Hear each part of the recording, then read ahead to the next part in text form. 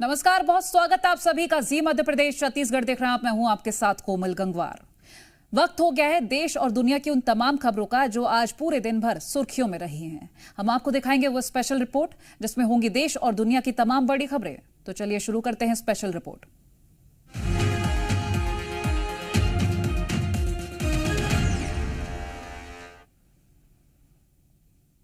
पश्चिम बंगाल की मुख्यमंत्री ममता बनर्जी आज मुंबई में हैं। मुंबई में पहुंचते ही उन्होंने अपने तेवर दिखा दिए कि वो केंद्र में मोदी सरकार को इतनी आसानी से सांस नहीं लेने देंगी।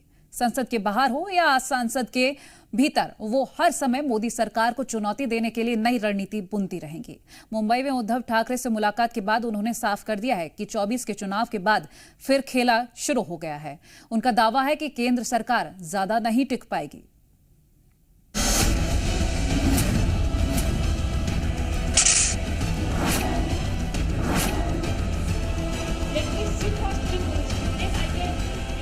खेला तो शुरू हो गया, चलते रहेगा। मुंबई में ममता बनर्जी पहुंची, उद्धव से मुलाकात हुई, कई बात हुई। बैठक खत्म हुई तो ममता बनर्जी ने इशारों में बड़ी बात कह दी।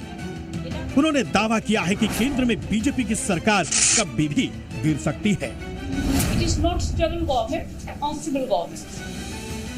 दरअसल पश्चिम बंगाल के मुख्यमंत्री ममता बनर्जी की मुंबई में उद्धव ठाकरे और शरद पवार से मुलाकात का कार्यक्रम था। 24 के चुनाव के बाद ममता बनर्जी नए मिशन में निकली हुई हैं। वो इंडिया गठबंधन को मजबूत करने की कोशिश में जुटी हैं। संसद के बाहर और संसद के भीतर भी वो विपक्षी एकता को मजबूत करने की रणनीति तैयार कर रही हैं। 22 जुलाई से 12 अगस्त तक चलने वाले संसद के बजट सत्र के दौरान भी वो विपक्ष की भूमिका पर नई रणनीति तैयार कर रही हैं। खास बात यह भी है कि यहाँ भी कांग्रेस नेता से उनकी कोई मुलाकात का कार्यक्रम तय नहीं है। ममता ने यह भी साफ कर दिया है कि वो महाराष्ट्र में होने वाले आगामी चुनाव में उद्धव ठाकरे के लिए प्रचार करेंगी। आपको बता दें कि ममता दीदी के भतीजे अभिषेक बनर्जी दिल्ली में हाल ही में समाजवादी पार्टी के अध्यक्ष अखिलेश यादव से भी मिले थे। ममता के मुंबई पहुंचने पर एनडीए और विपक्षी पार्टियों में जुबानी जंग नई सिरे से छिड़ गई है। इंडिया अलायंस को मजबूत करने का काम है, मजबूत करने का काम ही शरद पवार करेंगे और क्या करेंगे। कोई फायदा होने वाला नहीं। ममता बनर्जी के कारण यहाँ महाराष्ट्र में 2 वोट भी बढ़ने वाले नहीं है। उलट ममता बनर्जी जितना उद्धव ठाकरे जी से मिलेंगे उतना उनका वोट कटेगा। इससे ये मैसेज जाता है कि इंडिया गठबंधन बहुत एक साथ में डट के और मजबूती से काम कर रही है। ये सब दंगल करने की इसमें फिराक में है। ये मुस्लिमों को डराना चाहते हैं, ये दलितों को डराना चाहते हैं, ये हिंदुओं को डराना चाहते हैं। अब वो सब समझ गए। अब ये चीज अभी ये विधानसभा के इलेक्शन के वक्त नहीं होगी। खेला तो शुरू हो गया, चलते रहेगा। 24 के चुनाव के बाद भी ममता बनर्जी हर हाल में बीजेपी को चुनौती देने की जुगत में लगी हुई है। ब्यूरो रिपोर्ट, जी मीडिया। इन दिनों एक नाम काफी सुर्खियों में है, पूजा खेडकर। पेशे से आईएएस, आरोप फर्जीवाड़े का और पर्सनालिटी में रौब और दबंगई। फर्जीवाड़े के तमाम आरोपों के बाद अब इस मामले में पुणे से लेकर पीएमओ तक जांच शुरू हो चुकी है। इस सब के बीच पूजा खेडकर की मां की एक तस्वीर भी सामने आई है, जिसके बाद पूजा खेडकर का पूरा परिवार जांच के दायरे में है। पूजा का फर्जी सर्टिफिकेट देकर नौकरी लेने जैसे कई आरोप हैं। बहरहाल इस मामले में अब कमेटी की जांच जारी है और रिपोर्ट के बाद ट्रेनी आईएएस पूजा खेडकर के करियर का फैसला हो जाएगा।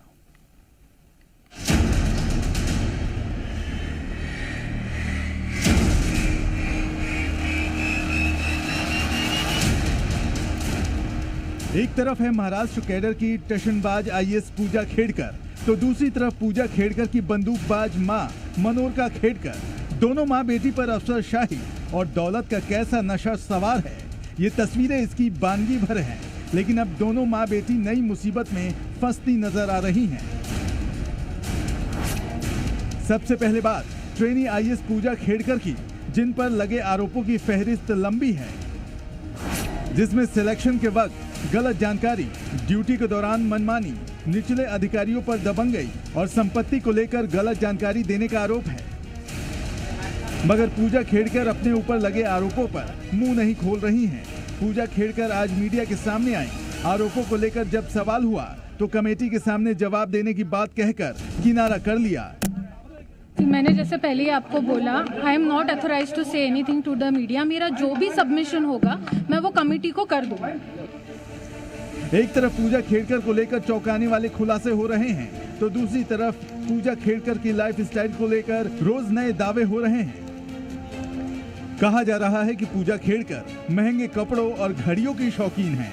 अलग अलग जगह घूमना पूजा खेड़कर की हॉबी में शामिल है। पूजा खेड़कर के पेरेंट्स के पास 110 एकड़ कृषि भूमि है। इसके अलावा 6 दुकानें, 7 फ्लैट, 900 ग्राम सोना, हीरे, 17 लाख की सोने की घड़ी, 4 कार, 2 प्राइवेट कंपनियों और 1 ऑटोमोबाइल फर्म में हिस्सेदारी भी है। इतना ही नहीं, खुद आईएएस पूजा खेड़कर के पास 17 करोड़ रुपए की संपत्ति है। इन सबके बीच अब पूजा खेड़कर की मां का एक वीडियो वायरल हो रहा है, जिसमें मनोरमा खेड़कर के हाथ में पिस्तौल है और वो किसान को धमकी देती हुई नजर आ रही है।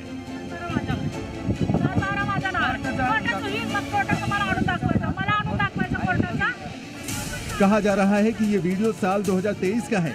पीछे कुछ बाउंसर खड़े हैं। पूजा की मां यहां एक महंगी एसयूवी से पहुंची है और जमीन पर कब्जे को लेकर किसानों को धमकी दे रही है।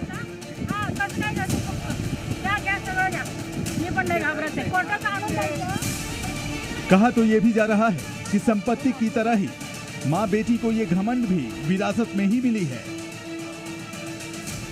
दरअसल पूजा खेड़कर के पिता दिलीप खेड़कर के बारे में कहा जाता है कि सरकारी नौकरी में रहते हुए उन्होंने करोड़ों रुपए की संपत्ति जुटाई थी। इसके बाद लगातार कई जगहों पर जमीनें खरीदी। कहा जा रहा है कि खेड़कर परिवार ने पुणे जिले के मुलशी तहसील में 25 एकड़ की जमीन खरीदी थी। इसके लिए आसपास के किसानों की जमीनों पर कब्जा करने की भी कोशिश की गई थी। पूजा की मां किसानों को धमका रही है, तो बेटी पर पुणे और आसपास के इलाके में सरकारी अधिकारियों और कर्मचारियों पर रौब झाड़ने के आरोप हैं। मगर अब पूजा खेड़कर एक साथ कई मुसीबत में फंसती नजर आ रही हैं। इन आरोपों के बाद पूजा के परिवार का महलनुमा घर बीएमसी की रडार पर आ गया है। यहाँ पे पुणे म्युनिसिपल कॉर्पोरेशन के कर्मचारी आए थे और वे भी इस खेड़कर को नोटिस देने वाले हैं। उसका कारण ये बाहर फुटपाथ पर किया गया अतिक्रमण, एनक्रोचमेंट है जो है वो पुणे म्युनिसिपल कॉर्पोरेशन हटाना चाहती है। वहीं पूजा खेड़कर के खिलाफ जांच भी शुरू हो गई है, जिसके बाद कभी प्रोबेशन के दौरान निजी ऑडी कार में महाराष्ट्र शासन का बोर्ड और लाल नीली बत्ती लगाकर अफसरशाही का रौब दिखाने वाली पूजा खेड़कर के घर की घेराबंदी शुरू कर दी है। पूजा खेड़कर के अंदर, घर के अंदर हम यहाँ से कुछ भी नहीं देख सकते। कल तक ये गेट पर ये पतरा लगाया नहीं था, लेकिन आज ये पूरी तरह से ढक दिया गया है। इतना ही नहीं, बाहर से उधर भी एक टीन यहाँ पे हम देख सकते हैं, नीले रंग का पतरा लगाया गया है, पतरी लगाई गई है। पूजा खेड़कर से जुड़े तमाम विवाद को लेकर अब जांच शुरू हो गई है। डीओपीटी में अतिरिक्त सचिव स्तर के अधिकारी 2 हफ्ते में पूजा खेड़कर पर जांच रिपोर्ट सौंपेंगे। जानकारी के अनुसार नौकरी के लिए गलत दस्तावेज देने और जानकारी छिपाने को लेकर पूजा खेड़कर को सेवा से बर्खास्त भी किया जा सकता है। पुणे से अरुण महतरे के साथ ब्यूरो रिपोर्ट, जी मीडिया। अब एक हैरान करने वाली खबर। अक्सर आपने फिल्मों में देखा होगा या किस्सों कहानियों में सुना होगा कि अगर किसी सांप को कोई इंसान मार देता है तो नागिन सांप की आंखों में मारने वालों की फोटो देख लेती है और बदला लेती है। ऐसा ही एक केस उत्तर प्रदेश के फतेहपुर से सामने आया है, जहां एक युवक का दावा है कि उसे 7 बार एक ही सांप ने काटा है। साथ ही सपने में आकर सांप ने उसे 9वीं बार काटने का दावा किया है। इसी पर यह रिपोर्ट देखिए।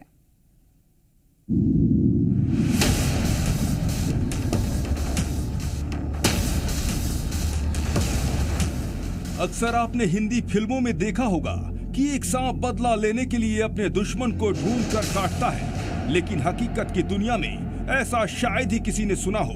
सांप ने अपने दुश्मन को खोज कर काटा है, लेकिन अगर कहें कि ऐसा सच में हुआ तो आप चौंक जाएंगे।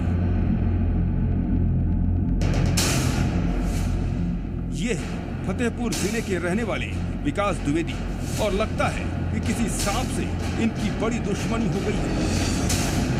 तभी वो सांप फिल्मी अंदाज में इन्हें खोज खोज कर बदला ले रहा है। दरअसल विकास द्विवेदी को 40 दिन के अंदर 7 बार सांप ने काटा और हर बार सांप के काटने के पहले विकास को खतरे का आभास भी हो जाता है। ऐसा हम नहीं कह रहे, बल्कि उनके परिजनों का दावा है। 1.5 महीने में 6 बार सांप ने काटा हुआ है। सांप के निशान हाथ पे हैं। ऐसा नहीं है कि विकास एक ही जगह रहते हैं और उन्हें सांप काटता हो। अलग अलग जगहों पर रहने के बाद भी विकास को 7 बार सांप ने काटा और 7वीं बार जब उन्हें सांप ने काटा तो उनकी हालत बिगड़ने लगी, जिसकी वजह से उन्हें आईसीयू में भर्ती कराना पड़ा। जब काटता है तो हमें पहले से आभास हो जाता है और काटने से 6-7 घंटे पहले हम अपने घर में बता देते हैं कि आज के दिन सांप काटेगा। शनिवार रविवार सांप निरंतर काट रहा है। परिजन किसी अनहोनी की आशंका में डरे सहमे हुए हैं और परिजनों से ज्यादा खुद विकास को डर सता रहा है। विकास ने दावा किया कि जिस दिन 6ठी बार सांप ने काटा उसी रात वो सांप उनके सपनों में आया। विकास का दावा है कि सांप ने कहा 9वीं बार काटेगा तब उसकी मौत हो जाएगी। विकास का दावा है कि सपने में सांप ने कहा कि उसे कोई डॉक्टर या तांत्रिक नहीं बचा सकता। विकास सांप के डर से अपना घर छोड़कर भी रहने लगे, लेकिन सांप ने उनका पीछा नहीं छोड़ा। विकास जहां भी जाते हैं सांप उनके पीछे पीछे आ जाता है। जब 3री बार सांप ने काटा तो डॉक्टर, जहां इलाज चल रहा है, डॉक्टर ने बताया कि आप अपना घर छोड़ के किसी अपने रिलेशन में रहने लगे जाके। तो अपने मौसी के यहाँ रहने लगे हम, जबकि वहाँ भी हमें 5वीं बार सांप ने फिर से काट लिया। 6वीं बार हम अपने घर में आके रहे तो 6वीं बार चाचा के घर में रह रहे थे, वहाँ भी सांप ने फिर से हमें शनिवार के दिन काट लिया। वैसे आपको बता दें कि कुछ ऐसा ही मामला कई साल पहले हरियाणा में सामने आया था, जब एक सांप एक बुजुर्ग शख्स के पीछे पड़ गया था और बार बार उसे डस रहा था। इसकी वजह भी बेहद हैरान करने वाली थी। जी न्यूज के कैमरे पर उस शख्स ने सांप के बार बार डसने के पीछे की कहानी भी बताई थी। खेत में मारे था जी, जिसने कट्टे था वो दूसरा दिन मारे था मनुष्य ने। फिर वो लगातार अंदर आया, फिर 5-7 मनुष्य ने वो पिंजरा बनाया खड़े पा भैया बढ़ के ने। वो पिंजरा कहाँ गया? वो पिंजरा जी टूट गया। हालांकि विशेषज्ञों का दावा है कि जब किसी सांप को मारते हैं तो उसके शरीर से एक तरह का केमिकल निकलता है। ऐसे में ये संभव है कि अगर आसपास कोई सांप हो तो उस केमिकल की गंध से उसकी तरफ खींचा चला जाए, लेकिन इसका मतलब यह नहीं कि वह बदला लेने के लिए आया है। ब्यूरो रिपोर्ट, जी मीडिया। उत्तर प्रदेश से लेकर मुंबई तक सब कुछ जलमग्न होता जा रहा है। मुंबई की बारिश रुकने का नाम नहीं ले रही तो यूपी के हालात लगातार डरावने होते जा रहे हैं। प्रशासन के हाथ पैर फूले हुए हैं, क्योंकि जल प्रलय से निपटना इतना आसान नहीं है। जब तक हालात सामान्य नहीं होते, कहना मुश्किल है कि सैलाब की दबंगई कब तक चलेगी। इस बीच हादसों की खबरें भी काफी बढ़ रही हैं।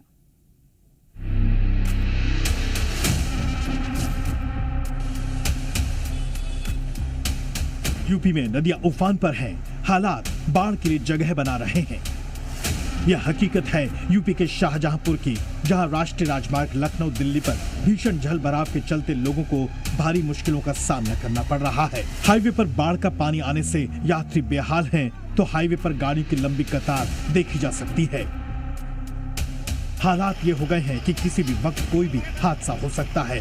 यहाँ लोग लाचार दिख रहे हैं। रोडवेज बसों और कारों में सवार यात्री भी परेशान हैं।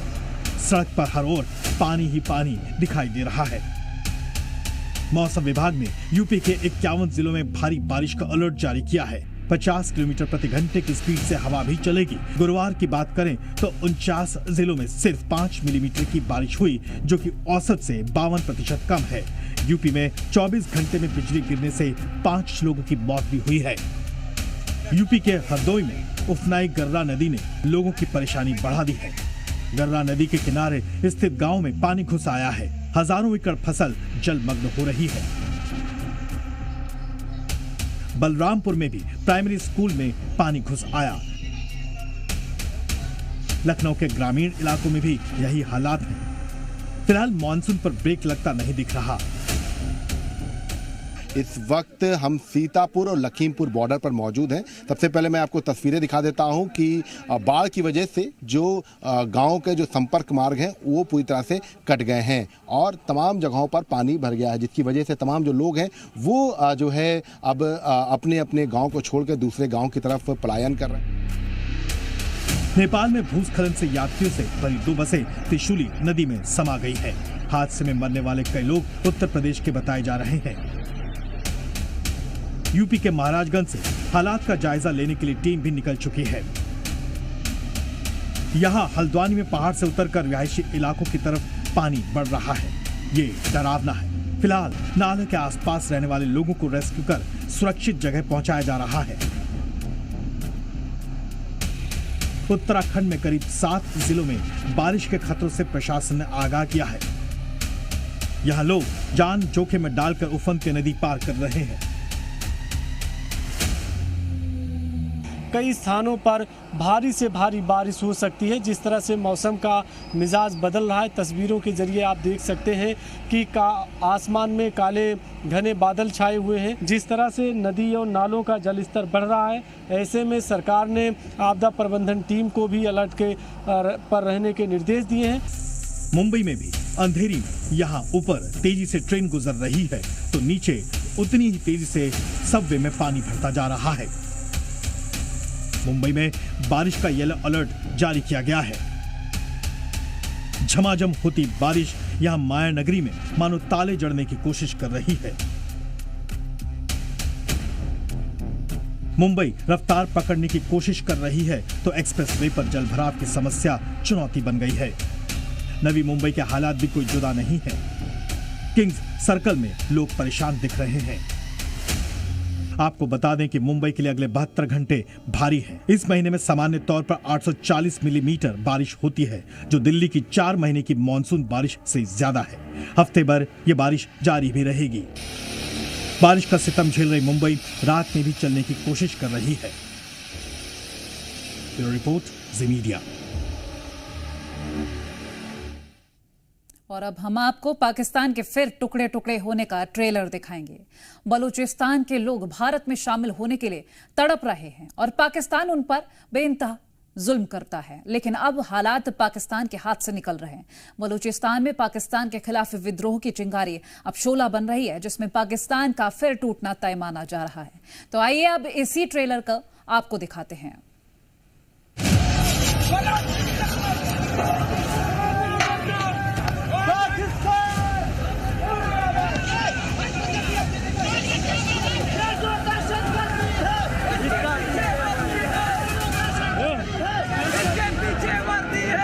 पाकिस्तान फिर टुकड़े टुकड़े होगा, ये उसी का ट्रेलर है।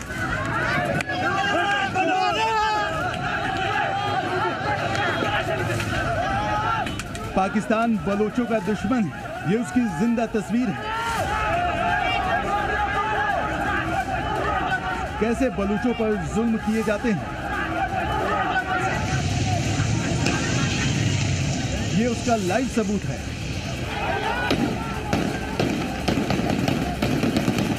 बलूचों के लिए अपनी आवाज बुलंद करना जुर्म हो गया है। अगर ऐसा नहीं है तो बलूचों पर इस तरह जुल्म नहीं किए जाते।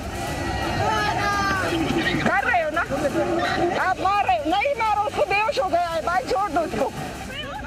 क्वेटा के सरियाब रोड पर गुरुवार को बलूच प्रदर्शनकारियों के साथ पाकिस्तान की पुलिस और सेना ने जो सलूक किया, उसने इस इलाके को जंग का मैदान बना दिया।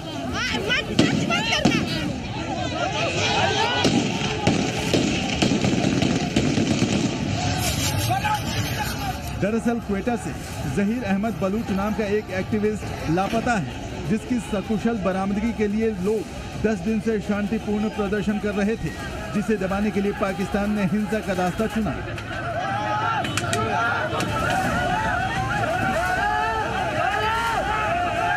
लोगों का किडनैपिंग हो रही है और ये टारगेटेड किडनैपिंग है। टारगेटेड आर्मी के द्वारा किलिंग्स हो रही हैं। न केवल निहत्थे लोगों के ऊपर अंधाधुंध फायरिंग हो रही है, बट इवन टारगेटेड किलिंग हो रही है। जो लोग किडनैप किए जा रहे हैं, ये वो लोग हैं जो बलूचिस्तान की डिमांड को ऊपर ले जा रहे हैं। पाकिस्तान का एक कड़वा सच है कि ज्यादातर बलूच एक्टिविस्ट को आईएसआई गायब करा देती है और ऐसा ही इस केस में लग रहा है। नहीं करो, नहीं करो। पुलिस की वर्दी में एजेंसी वाले भी शामिल है ना। ये वाला बंदा ये हमें बार बार मार रहा है। नहीं करो, नहीं करो, छोड़ो मुझे, छोड़ो, नहीं करो, नहीं करो, हाथ नहीं लगाओ, छोड़ो इसको, हाथ नहीं लगाओ, छोड़ो, छोड़ो ना, हाथ नहीं लगाओ मुझे, हाथ नहीं लगाओ मुझे, तुम्हारे हाथ नहीं लगाओ, छोड़ो, छोड़ो इसको भाई, छोड़ो। बलूच नेशनल मूवमेंट की मानवाधिकार शाखा की तरफ से एक चौंकाने वाली रिपोर्ट जारी की गई है। इस रिपोर्ट के मुताबिक बलूचिस्तान के कई इलाकों से पाकिस्तान की सेना लोगों को गुपचुप तरीके से अगवा कर रही है। बलूचिस्तान के डेच, डेरा बुक्ती, मस्तुंग और अवारन से लोग अगवा किए जा रहे हैं। अगवा किए जाने वाले ज्यादातर लोग एक्टिविस्ट हैं जो अपने अधिकारों के लिए आवाज उठा रहे हैं। बलूचिस्तान के 12 जिलों से 54 लोग हिरासत में लिए गए जिनका आज तक कोई पता नहीं चला। वर्ष 2024 के शुरुआती 6 महीनों में ही 197 लोग लापता हो चुके हैं। अगवा लोगों की बरामदगी के लिए जब बलूचिस्तान में प्रदर्शन होते हैं तो पाकिस्तान की पुलिस और सेना कुछ इसी तरह से निपटती है। मुझे लगता है कि अब ये सही आकलन होगा कि बलूच एक उस स्टेज पर आ गए हैं कि वो अब अपने आप को पाकिस्तान से अलग करके ही रहेंगे। और ये इसलिए पॉसिबल है क्योंकि पाकिस्तान में एक स्टेबल पॉलिटिकल गवर्नमेंट नहीं है, इकोनॉमिक गवर्नमेंट नहीं है, इकोनॉमिक ग्रोथ नहीं है। जाहिर है पाकिस्तान की बलूचों पर बढ़ती ज्यादती एक बार फिर पाकिस्तान के टूटने की वजह बनेगी और ये उसी का ट्रेलर है। ब्यूरो रिपोर्ट, जी मीडिया। और अब खबर पड़ोसी मुल्क बांग्लादेश की। 1971 में पाकिस्तान के अत्याचार और नीतियों से परेशान होकर बांग्लादेश में पाकिस्तान के खिलाफ बड़ा आंदोलन हुआ। उसी साल बांग्लादेश की स्थापना भी हुई। जिस अत्याचार के खिलाफ खड़े होकर बांग्लादेश की स्थापना हुई, अब उसी बांग्लादेश में हिंदू अल्पसंख्यकों को धर्म के आधार पर निशाना बनाया जा रहा है। और ऐसी एक दो नहीं, कई घटनाएं सामने आ चुकी हैं। लेकिन अब बांग्लादेश की राजधानी ढाका में जो हुआ उससे कई सवाल खड़े हो रहे हैं। और सबसे बड़ा सवाल कि बांग्लादेश में आखिर हिंदू और कितने साल।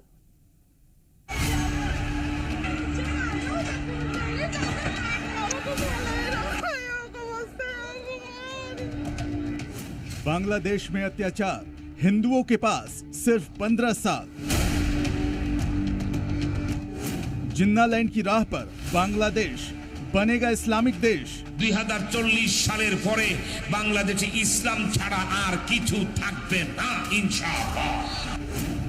ढाका में बवाल, बांग्लादेश में भड़की कट्टरता की आग।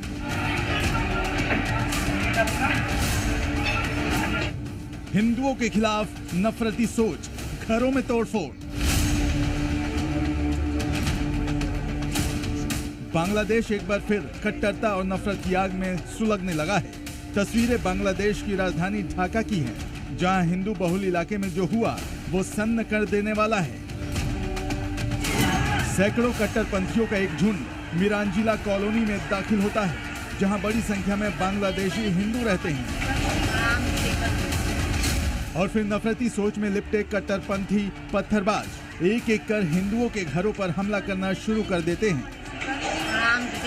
नफरत की आग इतने में भी शांत नहीं होती है तो कट्टरपंथियों का झुंड घरों में दाखिल हो जाता है, तोड़फोड़ की जाती है, हिंदू मोहल्लों में दुकानों को जमकर लूटा जाता है, आस्था के केंद्र मंदिरों पर हमला होता है, हिंदुओं की भावनाओं को भड़काया जाता है। लेकिन बांग्लादेश में रह रहे हिंदुओं के लिए इस हिंसा से भी बड़ी चिंता की वजह है उनके लिए बांग्लादेशियों के दिमाग में बोया जा रहा वो जहर जो उनकी आने वाली पीढ़ी के लिए सबसे बड़ा खतरा है।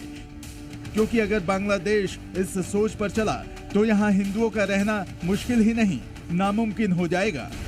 2040 সালের পরে বাংলাদেশে ইসলাম ছাড়া আর কিছু থাকবে না ইনশাআল্লাহ। যদি কেউ এসপি আর ডিসি হতে চায়, সূরা ফাতিহার বিশুদ্ধ অর্থ বলতে না পারলে ডিসি এসপি বানানো হবে না। আমরা 2040 সালের ভিতরে বাংলাদেশ ইসলামী রাষ্ট্র বানায় ফেলবো ইনশাআল্লাহ। सुना आपने, ये मौलाना बांग्लादेश को इस्लामिक राष्ट्र बनाने का ख्वाब दिखाता है, धर्म के नाम पर युवाओं के हाथ में पत्थर थमाने की बात करता है, बांग्लादेश में नफरती आग को हवा देता है। जिसका नतीजा है कि अब बांग्लादेश में हिंदुओं को डर लगने लगा है। वैसे तो ढाका की ये तस्वीरें हिंदुओं पर हो रहे अत्याचार का सबसे बड़ा सबूत है, लेकिन हिंसा का शिकार हुए पीड़ितों ने जो बताया उससे अंदाजा लगाया जा सकता है कि 1971 में दुनिया के सबसे कट्टर देश पाकिस्तान से अलग होने वाला बांग्लादेश कैसे उसी राह पर चल रहा है।